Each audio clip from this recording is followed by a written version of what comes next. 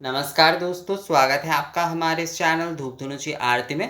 दोस्तों, महाआरती आराधना विधि से अगर हम नवरात्रि के पूजन कर रहे हैं, यानी कि महाआरती के माध्यम से ही हम केवल पूजन करेंगे, पर उसके लिए भी जो है हमें कुछ सामग्री की आवश्यकता अवश्य रूप से होगी। यानी वहाँ पर भी जो है हमें कलश स्थापना आदि करना होगा, कम से कम पंचोपचार से पूजन करना होगा। तो उसके लिए जो है हमें कुछ व्यवस्था तो करना ही होगा। पंचोपचार से पूजन, भोग नैवेद्य आदि ये सब कुछ थोड़ा बहुत देना, ये सारी विधियां रहेगा ही, क्योंकि महाआरती विधि से भी हम जब कर रहे हैं, मतलब हमें उपचार विधि आदि का उतना कुछ पता नहीं है, इसलिए हम वहाँ पर महाआरती के माध्यम से ही जो है हम पूर्ण पूजन कर रहे हैं, मानस उपचार पूजा और महाआरती विधि के माध्यम से। पर वहाँ पर फिर भी जो है नैवेद्य आदि कलश स्थापना आपको करना पड़ेगा। और थोड़ा-सा जैसे कि अगर आप जो है थोड़ा-सा मतलब जो है अगर पंचोपचार से आप पूजन कर पाते हैं, बहुत ही सरल तरीके से, तो वो भी जो है बहुत सही ही है। तो इन सारे विषयों के लिए ही जो है अगर आप केवल महाआरती विधि के माध्यम से ही जो है आराधना विधि के माध्यम से ही जो है अगर आप दुर्गा पूजा कर रहे हैं नवरात्रि में, तो भी जो है आपको कलश स्थापना के, आपको जो है नैवेद्य आदि और एकदम संक्षिप्त पूजा, केवल आप जो है गंध पुष्प से धूप से भी अगर पूजन करते हैं, तो उसके लिए भी जो है आपको व्यवस्था तो करना ही पड़ेगा। आप केवल महाआरती से भले ही पूजा करें, पर सामग्री देखिए, सामग्री, क्योंकि ये दुर्गा पूजा है, नवरात्रि की पूजा है, तो सामग्री एकदम से जो है कुछ नहीं होगा, ऐसा नहीं हो सकता। तो सामग्री की भी आवश्यकता इसमें होगी ही होगी। तो वही जो है आप कलश स्थापना और संक्षिप्त पूजा और मतलब बोल सकते हैं आप महाआरती आराधना विधि के माध्यम से नवरात्रि के कलश स्थापना पूजन आदि के जो सामग्री है, वही जो है मैं आज आपको यहाँ पर सामग्री सूची में बताने जा रहा हूँ। तो सबसे पहले देखिए यहाँ पर मैंने जो है ना एक बहुत ही जो है एक साधारण तरीके से एक सूची बनाया है। आप लोग इसमें जोड़ भी सकते हैं, अपने अपने हिसाब से जो है जोड़ सकते हैं इसमें। अगर आपके वहाँ की कुछ कुल परंपरा, आपके प्रदेश में भी कुछ विशेष आदि विषय है, तो वो आप जोड़ सकते हैं इसके साथ जो है। तो इसमें जो है दोस्तों सबसे पहले जैसे कि कलश, कलश की व्यवस्था जो है आपको नवरात्रि के दुर्गा पूजा में तो करना ही होगा, इसलिए कलश आपको लेना ही होगा। तो कलश जो है आप आपके वहाँ पर अगर जो है हर साल आप जिस कलश में माँ की पूजन करते वही कलश आप ले सकते हैं, पर कई लोग मिट्टी का कलश लेते हैं, इसलिए मैंने कलश यहाँ पर लिखा है। मैंने पहले ही बताया कि ये मैंने एक साधारण जो है एक सूची बनाया है, जो जो बस ज़रूरी है। इसमें शायद आप लोग अपने आप अगर जोड़ेंगे तो उसमें शायद 10-15 द्रव्य जो है और ज़्यादा, मतलब सामग्री जो है वो और ज़्यादा हो ही सकता है। तो कलश जो है आपके घर में जो आप हर साल कलश में पूजन करते हैं, माँ की प्रतिष्ठा करते हैं, माँ के सामने कलश प्रतिष्ठा उसी कलश में कर सकते हैं। और जो लोग जैसे कि मिट्टी का कलश आदि ही लेते हैं नवरात्रि में, तो वो ले सकते हैं। बहुत लोगों के लिए मिट्टी का कलश ही लेना होता है नवरात्रि में, बहुत लोगों की यही परंपरा होती है। तो मिट्टी का कलश, मिट्टी का हो धातु का हो कलश जो है वो आपको लेना होगा। इसके बाद जो है आम्रपल्लव, कलश के लिए आम्रपल्लव तो चाहिए ही। उसके साथ साथ नारियल, सर्वौषधि, महौषधि, पंचगुड़ी, अक्षत, सिंदूर, हल्दी। हल्दी ना दोनों प्रकार के ही, क्योंकि जैसे अगर आप लोग सौभाग्य सूत्र आदि बना रहे हैं, तो उसमें तो हल्दी के जो है जो हल्दी गांठ जो है वो आवश्यकता होगी ही। तो हल्दी के आप जो है व्यवस्था दोनों प्रकार से कर लीजिएगा। हल्दी, घी, आचमन पात्र जो भी आपके पास आचमन पात्र, मतलब जो आपके पास है आप उसी से कर सकते हैं। और आप लोग अगर लेना चाहते हैं, जैसे बहुत सारे लोग कह रहे हैं मुझसे कि दादा इस बार कोशाकुशी खरीदेंगे ये वो, और कोशाकुशी अगर नहीं मिलते हैं ना तो इतना परेशान मत होइए, कोई भी तांबे के आप आचमन पात्र ले लीजिए, उससे ही माँ की पूजन हो जाएगा।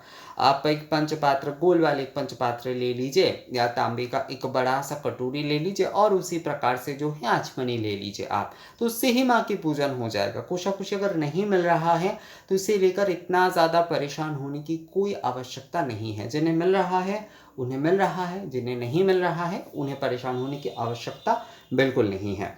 तो आचमन पात्र, इसके बाद आलता, सिंदूर, चूड़ी, अलंकार, अलंकार आदि ये सब कुछ आपके हिसाब से, और जो है मौली, मौली या सूत्र जो है, जैसे कि सौभाग्य सूत्र आदि बनाने के लिए जो है अगर आप लेते हैं तो आलता, सिंदूर, चूड़ी आदि, मौली, और दूसरे कई सारे कार्य में भी लगता है अलंकार, मौली। इसके बाद पूजा के धूप, यानी कि पूजा धूप, धुना, गुग्गुल, ये सब कुछ तो है ही। मैंने पूजा धूप और आरती के विषय जो है ना इसमें थोड़ा सा अलग ही लिखा है, क्योंकि उससे जो है आप लोगों को समझ में आ जाएगा कि थोड़ा ज़्यादा मात्रा में ही लाना है। तो पूजा धूप यानी कि वही धुना, गुग्गुल आदि, वही षडंग धूप, सप्त धूप जो है वही आप जो है ले सकते, केवल लाल गुग्गुल भी इसमें ले सकते हैं। पूजा के दीपक, और अब पूजा के दीपक जो आपके पास है आप वही इस्तेमाल कर सकते हैं, और जिनके नियम होता है कि मिट्टी के दीपक आदि देने का तो वो वही करेंगे। इसके बाद गुड़, पंचमेवा, बताशा, मिश्री आदि, ये सब कुछ जिनका जो नियम है, जिनके नाड़ू आदि बनाने का नियम होता है उन्हें उनकी व्यवस्था करना होगा। इसके बाद नैवेद्य भोग आदि के लिए जो जो कुल परंपरा अनुसार, मतलब नैवेद्य भोग आदि जिनके जैसे नियम है, आपके वहाँ पर जिस प्रकार से नियम है उसके लिए आपको एक व्यवस्था करना पड़ेगा। पुष्प, बेलपत्र, अब जो है पुष्प बेलपत्र। अब इसके बाद जो है आरती के विषय में आ जाता है।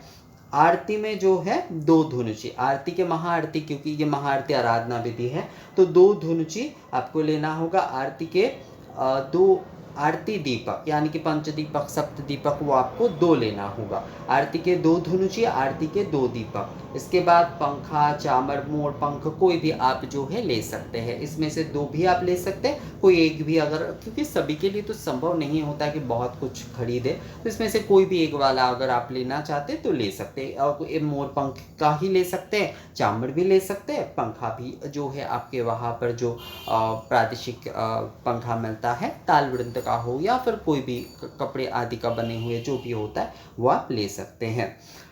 धुना, गुग्गुल, दशांग धूप। इसके बाद दीप के बाती, दीप के बाती मतलब जो है पूजा दीप के भी बाती, आरती दीप के भी बाती जो है कॉटन के जो है वो लेना है आपको। और इसके साथ साथ देखिए तेल के जो दीपक जलाए जाते हैं ना माँ के पूजा में, आरती में भी, अगर वो लाल बत्ती का आप लेते हैं तो अच्छा होता है, दीप बत्ती। इसके बाद नारियल का छिलका, और जिनका कंडे जलाकर, जो मतलब कंडे जो लोग प्रज्वलन करना, कंडे में जो लोग धूप करना चाहते हैं वो लोग कंडे ले लीजिएगा, और धूप हवन के लिए भी कंडे आदि कई लोग इस्तेमाल करते हैं तो वो वही ले लीजिएगा। इसके बाद धूप हवन आदि के सामग्री, धूप हवन आदि के लिए जैसे कि कंडे, नारियल के छिलके, पाट के लकड़ियाँ, और दूसरे जैसे बेल काष्ठ आदि भी, देवदार काष्ठ आदि भी, ये सारे धूप हवन, मतलब दशांग धूप हवन करने के लिए संक्षिप्त में इसके एक व्यवस्था आपको करना चाहिए, जो लोग करना चाहते हैं धूप हवन, इसलिए मैंने यहाँ पर इसमें लिखा है। माचिस, माचिस जो है ना ये ज़रूर मैं जो है सामग्री सूची में लिखता हूँ, क्योंकि कई समय जो है बहुत सारी चीज़ों की व्यवस्था कर लिया है, माचिस कई समय जो है ना खरीद ले आने के कारण देखा जाता है कि पुराने माचिस रहते हैं और वो जो है मौके पर समस्या कर रहा है, नहीं जल रहा है, इसलिए माचिस जो है मैं हमेशा सामग्री सूची में लिखता हूँ। इसके बाद कर्पूर, कर्पूर जो है अच्छे वाले भीमसेनी कपूर आदि वही आप लीजिएगा, अच्छे वाले कर्पूर जो है वो आप लीजिएगा। तेल दीपम, तेल दीपम जो है आपके जो भी अच्छे वाले तेल दीपम, तिल का तेल ही अगर लेते हैं नवरात्रि के समय तो अच्छा है, तो तेल दीपम जो है वो आप ले लीजिएगा। इसके बाद तेजस आदि प्रदान करने के लिए तेजस वस्त्र आदि माँ को जो भी आप प्रदान करना चाहते हैं वो आप ले लीजिएगा। चंदन दोनों प्रकार के, चंदन दोनों प्रकार के मतलब रक्त चंदन जो है वो मास्ट है, लेना ही होगा, वो एकदम आवश्यक तौर पर आपको लेना होगा रक्त चंदन, और उसके साथ साथ सफ़ेद या पीले वाले या तीनों चंदन ही जो है आप दे सकते हैं।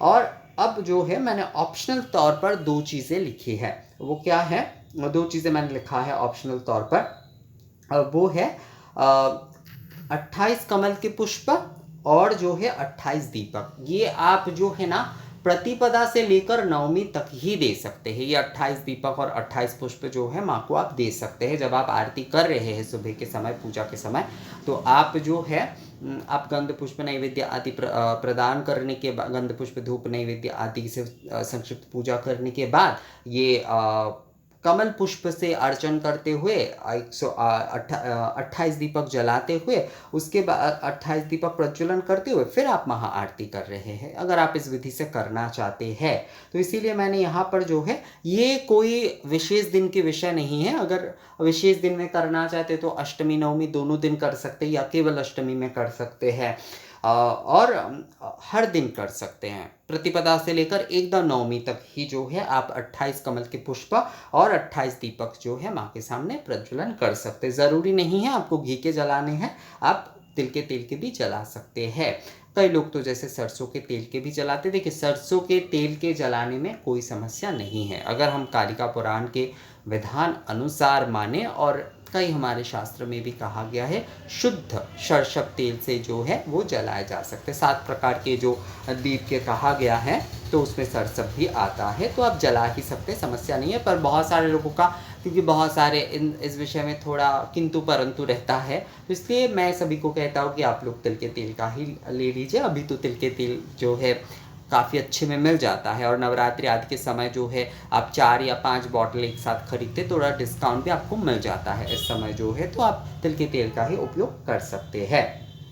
तो तेल दीपक, 28 दीपक और 28 कमल के पुष्प जो है, ये आप एक ऑप्शनल तौर पर जो है, ऑप्शनल तौर पर आप रख सकते हैं। या आवश्यक तौर पे मैं नहीं बोल रहा हूँ, ये जो है ऑप्शनल है दोस्तों। अगर आप करना चाहते हैं नित्य प्रतिदिन तो आप ये कर सकते हैं, उसके लिए आपको ये व्यवस्था करना होगा, इसीलिए मैंने ये लिख कर रखा है। तो यही था, यही विषय मैं एक बार और जो है आप लोगों को पढ़ के बता देता हूँ जल्दी जल्दी। आप लोग ध्यान से सुनिए दोस्तों। पहला जो है कलश, उसके बाद आम्रपल्लव, उसके बाद नारियल। नारियल जो है, नारियल यहाँ पर एक विषय मैं कह देता हूँ, नारियल जो है आपको पूजा के लिए, भोग आदि के लिए भी चाहिए होगा। जैसे आप नारियल जो है ऐसे ही आप प्रदान कर सकते, फल रूप में जो है आप दे रहे हैं वो वाले नारियल, नारू आदि बना रहे उसके नारियल। और जो कलश के लिए लेंगे, कलश के लिए अगर छिलका सहित पूर्ण नारियल आप लोगों को मिलता है तो वही वाला ज़्यादा अच्छा होगा। तो नारियल की विषय जो है वो आप लोग थोड़ा समझ के उसका व्यवस्था कर लीजिएगा।